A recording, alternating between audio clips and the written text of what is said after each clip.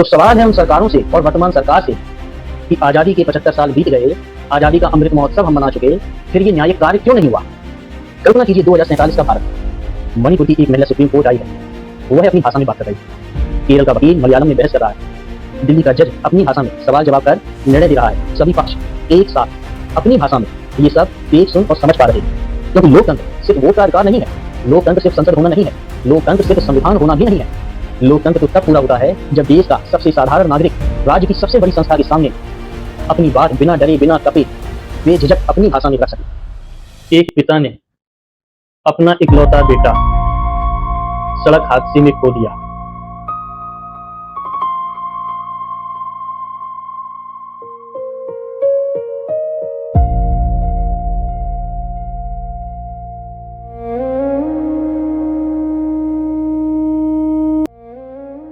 और high court में आज उसके मुआवजे का फैसला होना है।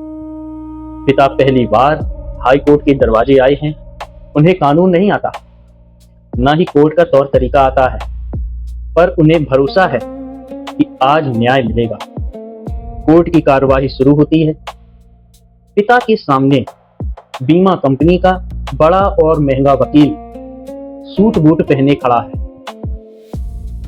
वह बोलना शुरू करता है, My lord, the deceased himself was negligent. ... पूरा कोर्ट रूम ये सुन रहा है। जज, दूसरे वकील, पर जिस पिता के बेटे की बात हो रही है उसे एक शब्द भी समझ नहीं आता। वे इस बात से अनजान हैं कि अभी अभी उनके बेटे को ही सड़क दुर्घटना का दोषी बताया गया है। कुछ देर बाद जज फैसला सुरक्षित रख लेते हैं और बाहर निकलते समय पिता अपने वकील से सिर्फ एक सवाल पूछता है, बेटा, मेरे बच्चे के बारे में कोर्ट में क्या कहा गया? सोचिए, जिस व्यक्ति की जिंदगी का फैसला हो रहा हो उसे यह तक पता ना हो कि कोर्ट में उसके बारे में क्या कहा गया। तो आप ही बताओ कमेंट में, क्या उसे वास्तव में न्याय मिला या सिर्फ अंग्रेजी में फैसला? भारत खुद को दुनिया का सबसे बड़ा लोकतंत्र कहता है, लेकिन क्या आपने कभी सोचा है दुनिया की सबसे बड़ी लोकतंत्र की सबसे बड़ी अदालत आज के समय में भी मुख्य रूप से अंग्रेजी में चलती है? क्यों? और इस बारे में जब हमने सोचा तो हमारे मन में ये सवाल आए, क्या अंग्रेजी भारत की लोकभाषा है या भारत पर अंग्रेजों का आज भी जोर है? और अगर नहीं, फिर अंग्रेजी न्याय क्यों? इस बारे में संविधान क्या कहता है? क्या हिंदी को अंग्रेजी की जगह ले लेनी चाहिए? लोक भाषा, हमारे घर के अंदर की भाषा, हमारी सपनों की भाषा, हमारे बच्चों के देसी खेल कूद की भाषा, हमारे बाजार और रोजमर्रा की जीवन की भाषा, किसान, दूधिया, छोटे दुकानदारों और रिक्शे वाले की भाषा। तो अंग्रेजी लोक भाषा की कसौटी पर तो नहीं होता। तो भारत के न्याय में अंग्रेजी कहां से आई और क्यों?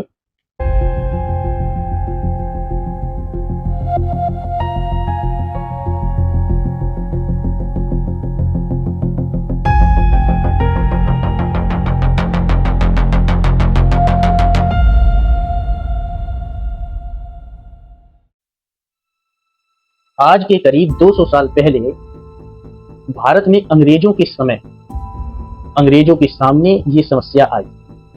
भारत की दर्जनों भाषाएं, हर रियासत की अपनी अलग भाषा, अपनी अलग परंपरा और अपनी अलग विधि। तो इस समस्या से निपटने के लिए ब्रिटिश सरकार ने धीरे धीरे अंग्रेजी को न्याय और शासन की भाषा बना दिया और ब्रिटिश सरकार को पूरे भारत में एक जैसी कोर्ट चलानी थी। और यहाँ ध्यान देने वाली बात यह है, अंग्रेजों ने ऐसा किया अपनी शासन व्यवस्था को आसान बनाने के लिए, न कि जनता की सुविधा के लिए। तो अब ये स्पष्ट हो गया कि अंग्रेजी क्या है और क्या नहीं।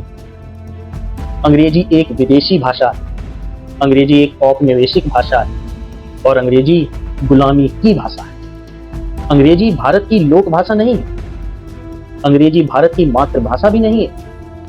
फिर भारत में अंग्रेजी न्याय क्यों? फिर आया 1947, भारत की अपनी संविधान सभा के समक्ष यही बड़ा सवाल, न्याय की भाषा। कुछ सदस्यों ने भारतीय भाषाओं को प्राथमिकता देने की बात कही और कुछ ने अंग्रेजी की वकालत की और कहा पूरा का पूरा न्यायिक ढांचा पहले से अंग्रेजी में है।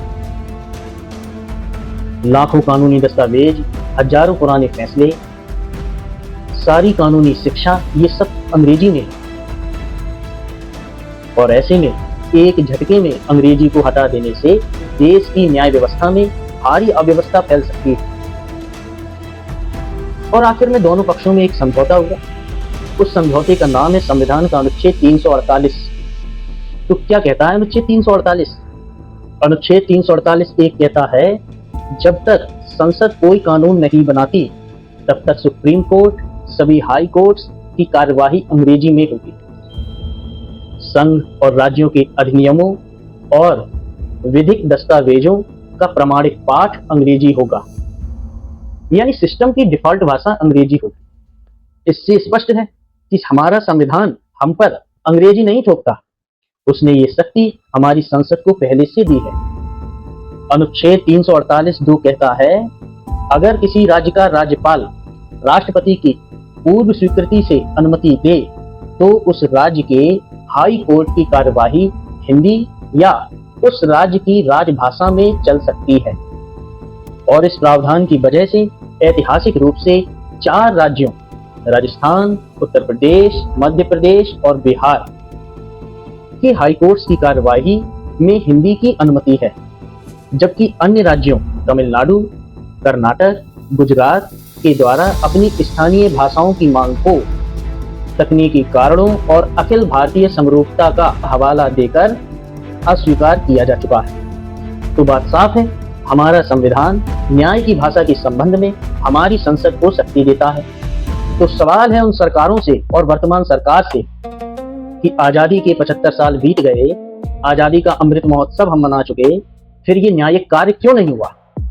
दृष्टांत तक दिया जाता है एक तर्क के रूप में कि जैसे सुप्रीम कोर्ट में कोई मामला आया जिसमें 3 पक्ष हैं, एक पक्ष तमिलनाडु से, एक पंजाब, एक महाराष्ट्र से। जज की पीठ में 4 जज हैं,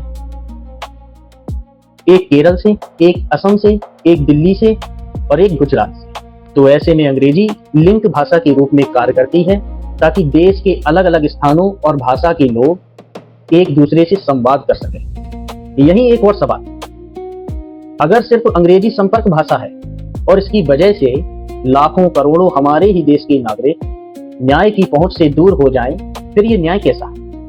और सवाल ये भी, अगर न्याय की भाषा अंग्रेजी की जगह हिंदी हो तो दक्षिण भारत के साथ न्याय कैसे?